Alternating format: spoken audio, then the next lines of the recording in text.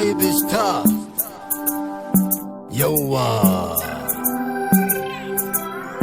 Ina da saiba yar boko, ina ganin ta ne duk mako, ta ce da ni masoyi mai iko, a zuci ka zarce bako.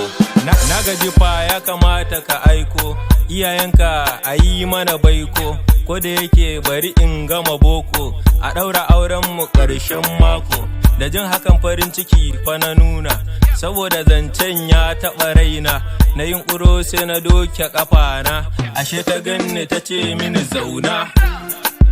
Dan zo zauna, aibi na dole na baka kulawa, wajibi ne na yi maka ƙauna, saboda kai ne sashin raina, cikin jiki hadda ma kalbina, a koda yaushe kana ruhina, na alƙawar zana baka kulawa, na gaskiya ba batun yankewa, mun ida zancen mun yi gamawa, sai na ce mata zan komawa, har zan wuce sai ta ce baby na, dan Allah ka kula mun da kanka, kar ka bari wata ya ta kula ka, in ka sake zaka gane kuranka, in ka sake zaka gane kuranka.